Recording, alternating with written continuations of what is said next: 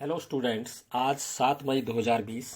बच्चों, कल मैंने आपको त्रिकोणमिति नामक पाठ शुरू कराया था और मैंने आपको सवेरे 8 स्लाइड्स के माध्यम से त्रिकोणमिति संबंधी कुछ परिभाषाएं, सामान्य जानकारियां और त्रिकोणमिति अनुपात हम कैसे निकालते हैं, त्रिकोणमिति अनुपात कितने होते हैं और कैसे भुजाओं का अनुपात निकाल करके उन्हें ज्ञात किया जाता है, ये मैंने आपको बताया। और जो प्रश्नावली 8.1 के 4 प्रश्न मैंने आपको हल कराए थे स्टेप वाइज, और एक बच्चे ने केवल प्रियांशु ने कुछ सवाल हल करके भेजे और एक प्रश्न उसने पूछा था शाम के समय। तो बच्चों, वो मुझे लगा कि वो प्रश्न केवल उसको भेजने के बजाय मैं आपको वीडियो के माध्यम से स्टेप वाइज समझा करके हल करके आपको सबको बताऊं। तो मैं आज वही प्रश्न लेके चल रहा हूं। 8.1 प्रश्नावली का प्रश्न नंबर 6। यदि प्रश्न दिया हुआ है, यदि कोण ए बराबर कोण बी न्यून कोण है, यदि कोण ए और कोण बी न्यून कोण हों और कॉस ए बराबर है कॉस बी, तो दिखाइए कि कोण ए बराबर होगा कोण बी। तो ये प्रश्न दिया बच्चों। ए कोण और बी कोण किसी त्रिभुज के हमें न्यून कोण दिए हुए हैं और हमें यह दिया हुआ है कि कॉस ए और कॉस बी की वैल्यू इक्वल है। तो ए और बी कोण कितने होंगे? वैसे तो सामान्यतया अभी आपको मैंने कोण बताए नहीं है। त्रिकोणमिति कोणों के मान अलग अलग, 0 अंश पर साइन का मान, कॉस का मान, टेन का मान, वो मैं आप बताऊंगा। लेकिन बच्चों एक चीज है, कॉस की अगर दो कोणों पर वैल्यू बराबर होती है तो वो तभी होता है कि वो जब कोण बराबर होते हैं। तो एक ही लाइन में आंसर आ गया, कोण ए और बी बराबर होंगे। लेकिन मैं आपको उसको समझा रहा हूं, अगर हमें ये दिया होता कि इसमें एक कोण समकोण है, 90 अंश है, तब तो हम आसानी से हम कॉस ए की परिभाषा के अनुसार उसके भुजाओं का अनुपात निकाल करके भी हम इसको आसानी से कर लेते। लेकिन हमें यहाँ पर ये नहीं दिया हुआ है कि इसका एक कोण 90 अंश है, केवल हमें ये दिया हुआ है कि कोण ए और बी न्यून कोण है, कॉस ए का मान कॉस बी के बराबर है, तो सिद्ध कीजिए कोण ए बराबर होगा कोण बी। तो बच्चों, मैं यहाँ पर त्रिभुज एक बना रखा है मैंने, त्रिभुज एबीसी, जिसमें ए और बी न्यून कोण बना रखे हैं। आधार पर सी जो शीर्ष है वो ऊपर लिया हुआ है। और बच्चों यहाँ पर देखिए, मैं आपको कल जो बता रहा था त्रिकोणमिति अनुपात निकालने के लिए, तो हमारे कोर्स में, हमारे हाई स्कूल में समकोण त्रिभुजों के संबंध में ही हम पढ़ेंगे अभी। तो समकोण त्रिभुज बनाने के लिए मैंने यहाँ पर त्रिभुज एबीसी में शीर्ष सी से लंब डाल दिया है सी डी ए बी पर, तो सी डी लंब हो गया ए बी पर। अब यहाँ पर जैसे ही हमने लंब डाला तो दो समकोण त्रिभुज हमें प्राप्त हो रहे हैं, एक एडीसी समकोण त्रिभुज एडीसी और एक समकोण त्रिभुज बीडीसी। अब हम समकोण त्रिभुज एडीसी में देखते हैं, उसमें जो कोण ए है उसके लिए कॉस का मान निकाल ले रहे हैं। कॉस ए का मान किन किन भुजाओं का अनुपात होता है कॉस में? संलग्न भुजा अपॉन कर्ण। तो यहाँ पर कौन सा कोण की बात करें हम? ए कोण। तो कॉस ए बराबर कोण ए की संलग्न भुजा बट्टे कर्ण। कोण ए की संलग्न भुजा, जिस भुजा पर कोण ए बना है, मतलब आधार, वो है त्रिभुज एसीडी में एडी। एडी अपॉन कर्ण है इसका, 90 अंश के सामने की भुजा एसी, तो ये आ गया एडी अपॉन एसी। इसी तरह से समकोण त्रिभुज बीडीसी में देखिए, अब हमने बी कोण के लिए कॉस का मान निकालना है, तो कॉस बी बराबर कोण बी की संलग्न भुजा बट्टे कर्ण। अब यहाँ पर कोण बी की जो संलग्न भुजा आधार है वो बीडी भुजा है और कर्ण है 90 अंश डी के सामने की भुजा बीसी, तो बीडी बट्टे बीसी। तो प्रश्न वाले ने हमें दिया है कि कॉस ए और कॉस बी बराबर है, कॉस ए बराबर कॉस बी, तो हमें कॉस ए की वैल्यू को कॉस बी के बराबर रख दिया। A D upon A C is equal to B D upon B C. अब इसको हम बजगुणन अगर करें तो यह आ गया हमारा A D into B C बराबर B D into A C. अब बच्चों, मैंने आपको बता रखा है, बाईं तरफ की मल्टीप्लाई वाला दाईं तरफ ले जाने पर बट्टे में जाता है और दाईं तरफ का जो मल्टीप्लाई वाला है वो बाईं तरफ अपॉन में आता है। तो यहाँ पर हम ए डी अपने लेफ्ट साइड में है ही, अपॉन में बी डी को ले आए इधर से मल्टीप्लाई वाला, और is equal to right side में ए सी है ही, ए सी के अपॉन में लेफ्ट हैंड साइड वाला जो मल्टीप्लाई बी सी हुआ था उसको ले आए। बात एक ही है। तो A D upon B D बराबर ए सी अपॉन बी सी, इसको हम क्या कहते हैं? वज्रगुणन अनुपात। तो ये बराबर आ गया अनुपात। अब बच्चों एक चीज और देखिए, इन दोनों समकोण त्रिभुजों में सी डी भुजा उभयनिष्ठ है, तो सी डी भुजा दोनों के लिए बराबर होगी। जितनी पहले त्रिभुज के लिए ए सी डी त्रिभुज के लिए होगी, उतनी ही बी सी डी त्रिभुज के लिए भी उसका मान होगा, तो ये उभयनिष्ठ भुजा बराबर होगी। तो यहाँ पर ये देखिए, A D upon B D बराबर ए सी अपॉन बी सी आया था, ये बराबर C D upon C D के बराबर भी है। अर्थात एक त्रिभुज की तीनों भुजाओं और दूसरी त्रिभुज की तीनों भुजाओं, इनकी संगत भुजाएं जो हैं उनका अनुपात बराबर है, अर्थात एस एस एस कसौटी से त्रिभुज एसीडी और त्रिभुज बीसीडी समरूप है। जब दो त्रिभुज समरूप होते हैं, मैंने त्रिभुज वाले चैप्टर में आपको बता रखा है, तो उनके संगत कोण भी हमेशा बराबर होते हैं। तो इसलिए कोण ए बराबर कोण बी। तो बच्चों अब ये सवाल मेरे ख्याल से आपको समझ में आ रहा होगा। हम इसको सीधे समकोण त्रिभुज खींच के भी कर सकते थे, लेकिन हमें कोई कोण समकोण ये दिया नहीं है, इसलिए मैंने आपको इस मेथड से बताया है। और अगर आपको स्टेप में कोई दिक्कत आई हो तो आप पूछिए जरूर। और प्रश्न संख्या 8 बता रहा हूँ, देखिए, 7वां आप स्वयं करेंगे। अब ये 8वां प्रश्न जो है वो दिया है, यदि 3 cot a is equal to 4 तो जांच कीजिए कि 1 minus tan square A upon 1 plus tan square A is equal to cos square A minus sine square A. तो यहाँ पर बच्चों देखो, हमें जांच करनी है, मतलब हमें ये लाना है कि जो लेफ्ट हैंड साइड वाला जो मान आ रहा है वो राइट हैंड साइड के बराबर आ रहा है या नहीं है, मतलब ये जांचना है हमने। तो जो पहले हमें दिया हुआ उसको देख लेते हैं। 3 cot a बराबर है 4। अब 3 जो मल्टीप्लाई वाला है उसको हम अपॉन में ले जा रहे हैं, cot a बराबर 4/3। तो बच्चों मैं यहाँ पर एक समकोण त्रिभुज एबीसी बना रहा हूँ जिसका कोण सी मैंने 90 अंश ले लिया है। अब हम cot a की वैल्यू हमारी आ गई प्रश्न के अनुसार 4/3, इसको इक्वेशन फर्स्ट डाल दे रहे हैं। अब अगर हम चित्र से निकालें cot a का मान, तो cot में कौन कौन सी भुजाओं का अनुपात लेते हैं हम, संलग्न भुजा बट्टे सम्मुख भुजा। लेकिन कौन से कोण की बात हो रही है, ए कोण की, तो कोण ए की संलग्न भुजा बट्टे कोण ए की सम्मुख भुजा। अब कोण ए की जो संलग्न भुजा है, आधार जो जिस पर ए कोण बना है वो एसी है, और सम्मुख भुजा कोण ए के सामने जो भुजा है बीसी है। तो cot a बराबर आ गया हमारा AC अपॉन BC। इसको हम इक्वेशन नंबर 2 डाल दे रहे हैं। अब बच्चों इक्वेशन फर्स्ट और सेकंड में आप देख रहे होंगे, लेफ्ट हैंड साइड में हम किसका मान निकाल रहे हैं, cot a का मान निकाल रहे हैं। तो इनके राइट हैंड साइड भी इक्वल होंगे, दोनों cot के ही मान है, a के मान है। तो AC अपॉन BC बराबर आ गया 4/3। तो अब इसकी तुलना कर रहे हैं लेफ्ट हैंड और राइट हैंड साइड की, तो AC की वैल्यू 4 के बराबर है, BC की वैल्यू 3 के बराबर है। इसका मतलब AC 4 है और BC 3 है। तो हमने ये त्रिभुज में जो मैंने बना रखा है उसमें AC की जगह 4 और BC की जगह मैंने 3 लिख दिया। तो बच्चों अब यहाँ पर हम समकोण त्रिभुज ABC में पाइथागोरस प्रमेय को लगा रहे हैं। AB स्क्वायर बराबर BC square plus AC square. तो AB स्क्वायर बराबर आ गया 3 का स्क्वायर प्लस 4 का स्क्वायर। तो AB स्क्वायर बराबर आ गया 9 प्लस 16 25। और अब हमने AB का मान निकाला है, तो राइट हैंड साइड का स्क्वायर रूट ले लो, तो AB बराबर आ गया 5, अर्थात हमें कर्ण मालूम हो गया इसका 5। तो अब हमें तीनों भुजाएं इसकी मालूम हो गई। अब हम कोई भी त्रिकोणमितीय अनुपात ज्ञात कर सकते हैं। तो पहले साइन A का मान निकाल लेते हैं। साइन में भुजाओं का अनुपात सम्मुख भुजा बट्टे कर्ण, कॉस में भुजाओं का अनुपात संलग्न भुजा बट्टे कर्ण, टेन में भुजाओं का अनुपात सम्मुख भुजा बट्टे संलग्न भुजा। तो पहले साइन ए का मान निकाल लेते हैं। ए की बात हो रही है कोण ए की, तो कोण ए की सम्मुख भुजा बट्टे कर्ण अर्थात BC बट्टे AB, ये मान हमने रख दिया 3/5। ऐसी कॉस ए का मान कोण ए की संलग्न भुजा बट्टे कर्ण AC बट्टे AB बराबर 4/5। टेन ए का मान निकाल लीजिए चित्र की सहायता से, कोण ए की सम्मुख भुजा बट्टे कोण ए की संलग्न भुजा, ये BC अपॉन AC अर्थात 3/4।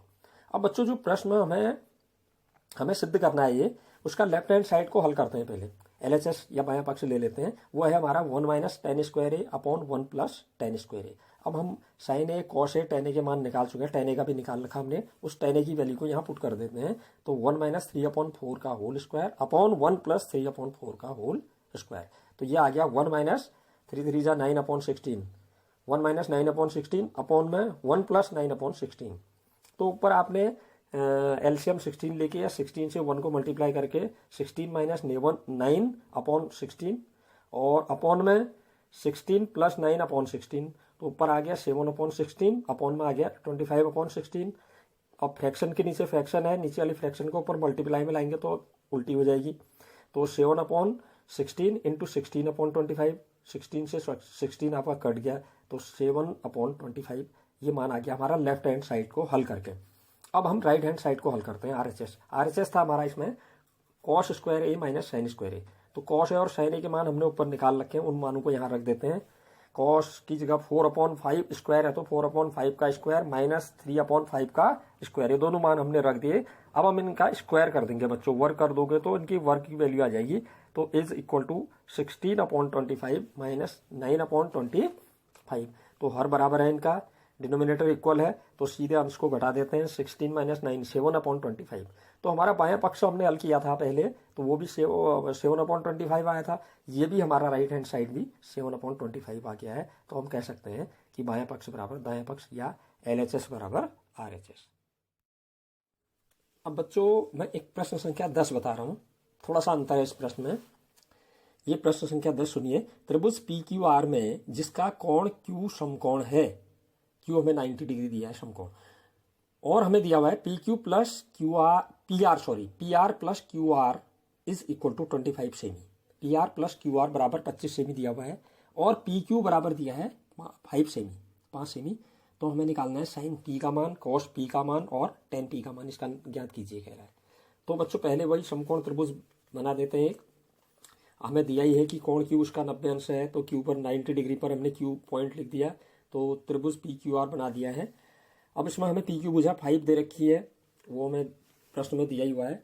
तो त्रिभुज PQR में हमारा कोण Q समकोण हो गया, तो कर्ण क्या हो जाएगा PR, 90 अंश के सामने की भुजा सबसे बड़ी भुजा। तो समकोण त्रिभुज PQR में हम पाइथागोरस थ्योरम लगाते हैं, जरा सा देखते हैं क्या होता है। PR स्क्वायर बराबर PQ square plus QR square, ठीक हो गया। लेकिन एक चीज हमें प्रश्न में ध्यान देना, हमें एक चीज दी हुई है, PR प्लस QR का मान 25 दिया है और PQ की वैल्यू भी दी है 5।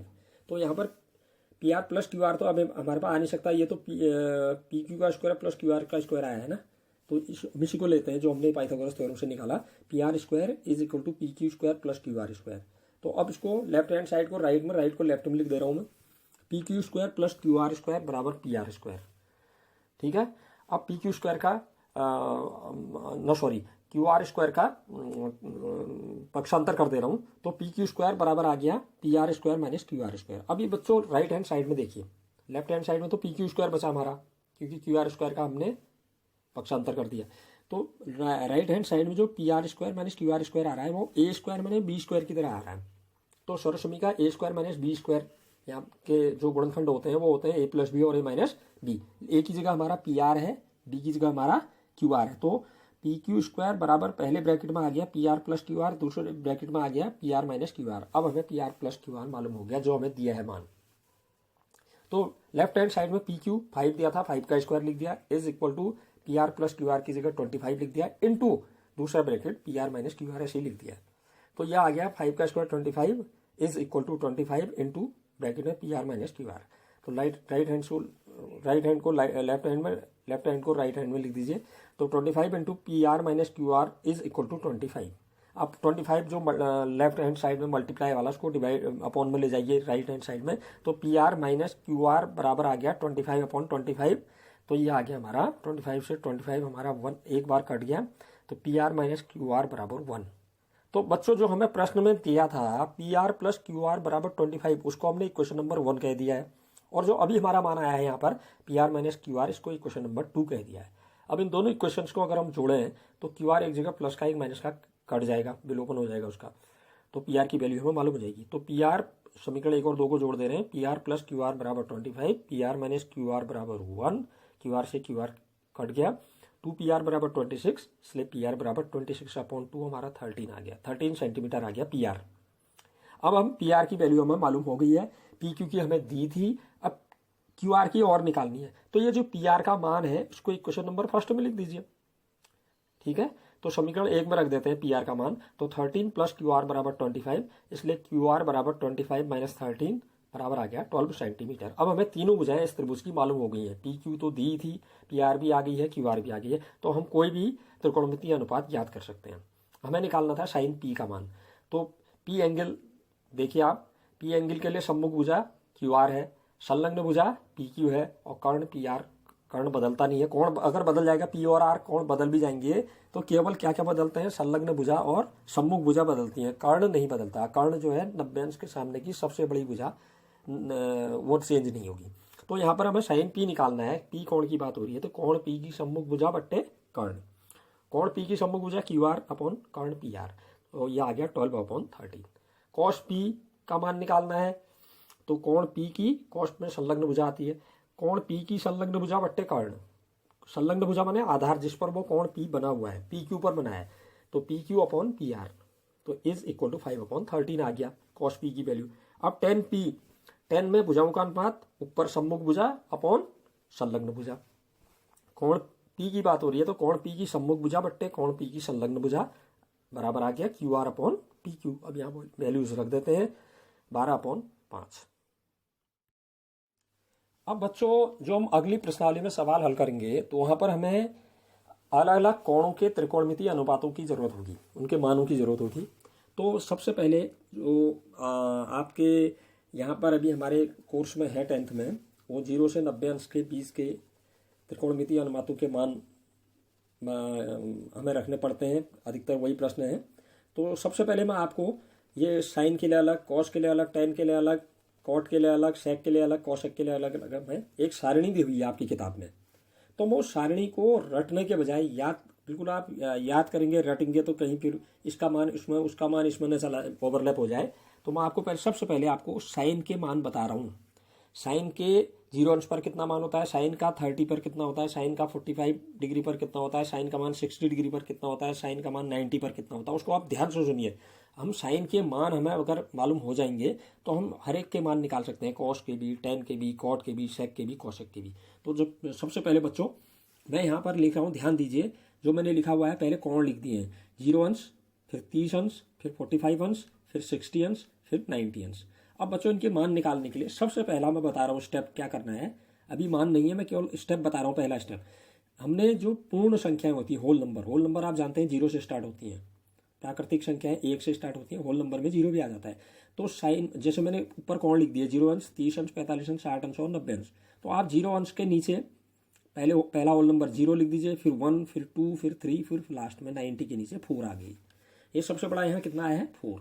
अब 4 से क्या कीजिए, इन सभी जो आपने मान रखे हैं वो पूर्ण संख्या है, उनको 4 से डिवाइड कर दीजिए। तो साइन के नीचे 0 अंश के नीचे 0/4, 30 अंश के नीचे 1/4, 45 अंश के नीचे 2/4, 60 के नीचे 3/4, 90 के नीचे 4/4। अब ये जो कट जाते हैं उन्हें काट दीजिए। तो ये कट के आ जाएंगे आपके, साइन 0 के नीचे 0 आ गया, साइन 30 के नीचे 1/4 आ गया, साइन 45 के नीचे 1/2 आ गया, साइन 60 के नीचे 3/4 आ गया, साइन 90 के नीचे 1 आ गया। अभी जो मान आए हैं आपके 0 अंश के नीचे, 30 अंश के नीचे, 45 के नीचे, 60 के नीचे, 90 डिग्री के नीचे, उनके अंडर रूट ले लो सबके। तो अंडर रूट लेकर के जो मान आएंगे वो फाइनल साइन 0 अंश, 30 अंश, 45 अंश, 60 अंश, 90 अंश के मान आ जाएंगे आपके। तो साइन आप सबसे पहले 0 के नीचे, साइन 0 अंश के नीचे 0 था, 0 का अंडर रूट निकालेंगे 0 जाएगा, तो साइन 0 का मान 0 आ गया। उसके बाद साइन 30 के नीचे हमारा 1/4 आया था। अब इसका अंडर रूट निकालेंगे पूरे का, ऊपर नीचे अंश और हर का। तो 1 का अंडर रूट 1 ही होता है, 4 का 2 होता है। तो साइन 30 का मान हमारा 1/2 आ जाएगा।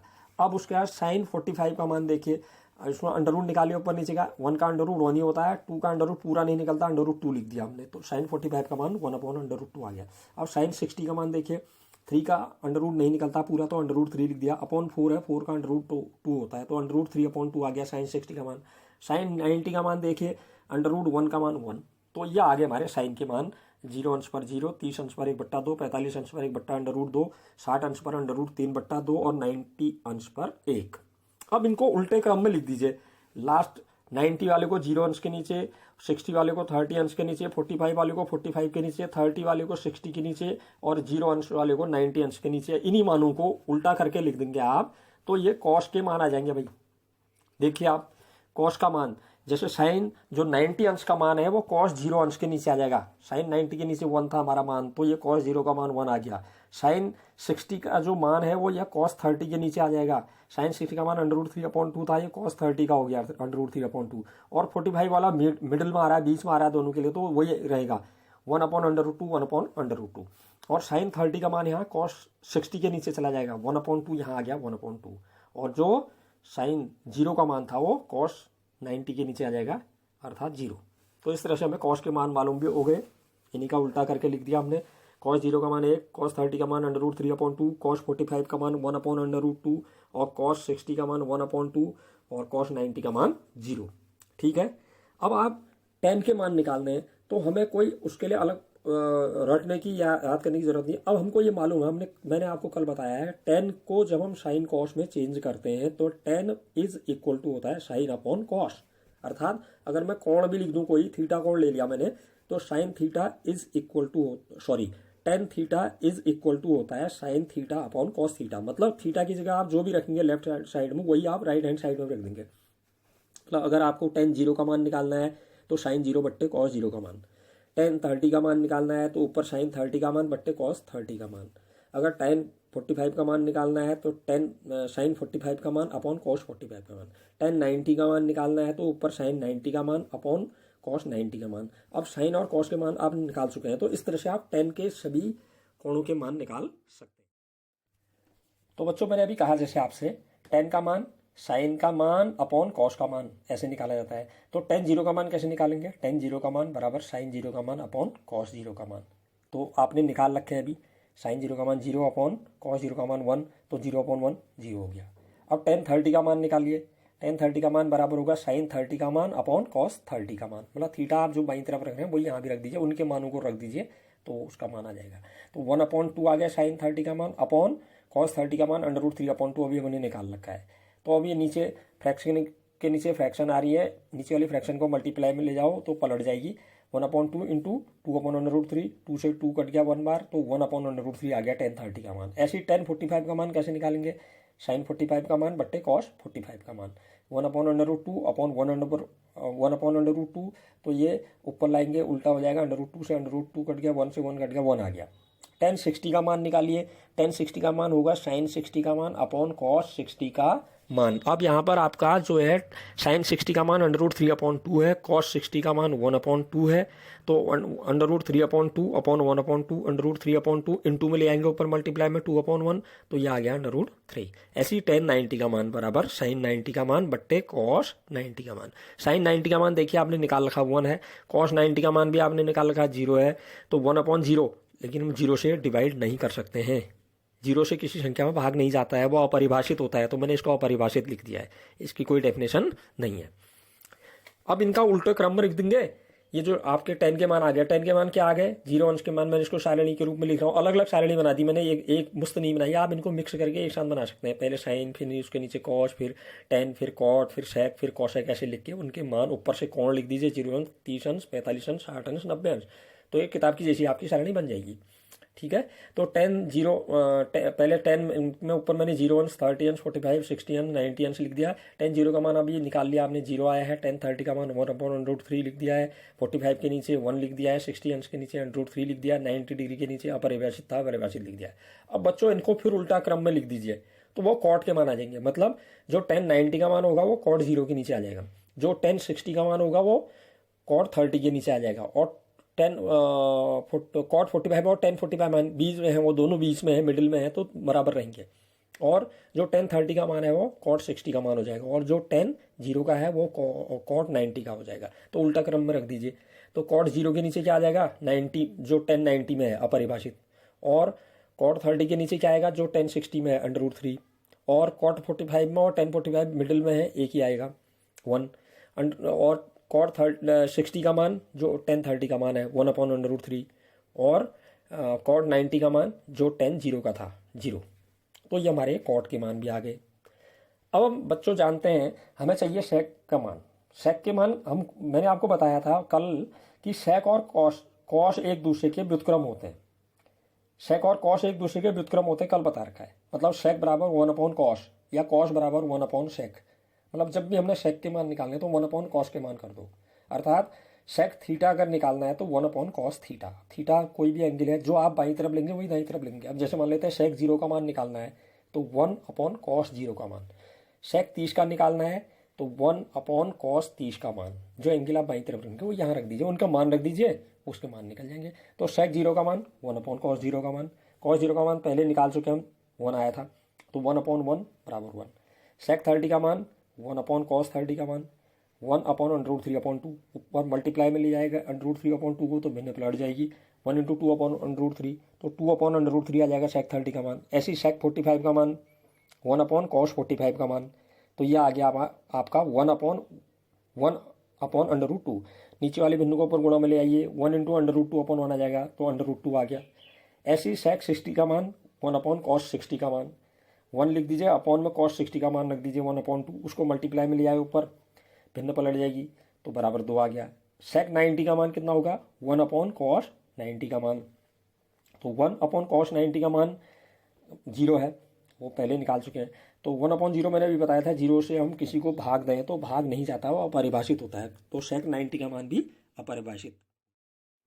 तो बच्चों ये हमने sec के मान निकाल लिए। sec 0 का अंश का मान 1, sec 30 अंश का मान 2/√3, sec 45 अंश का मान √2, sec 60 का मान 2 और sec 90 का मान अपरिभाषित हो गया। अब बच्चों इन्हीं मानों को उल्टे क्रम में रख दीजिए तो ये कोशेक के मान आ जाएंगे। ठीक है, तो कोशेक 0 का मान 0 अंश, कोशेक 0 अंश का मान अपरिभाषित जो 90 में था सेक का, वो यहाँ 0 में आ जाएगा। और ऐसे ही कोशेक 30 का मान जो सेक 60 का था 2, उसके बाद ये मिडिल वाले 45 अंश बराबर आएंगे। कोशेक 45 का मान भी वही होगा जितना सेक 45 का है, √2। उसके बाद कोशेक 60 का मान जो सेक 30 का मान था, सेक 30 का मान था 2/√3, तो ये कोशेक 60 का मान हो गया। अब कोशेक 90 का मान जो सेक 0 अंश का था, सेक 0 अंश का मान 1 था, तो कोशेक 90 का मान 1। तो इस तरह से बच्चों ये मैंने एक आपको बताया कि सारणी आप याद नहीं करेंगे, इस तरह से आपको बढ़िया ढंग से आपको आ जाएगी। एक आध बार आप जब वैल्यूज पुट करेंगे बार बार तो आपको अपने आप ही ये मान याद हो जाएंगे। तो बच्चों कोशिश कीजिए, फिर मैं शाम को आपको इस प्रश्नावली के आगे सवाल बताऊंगा।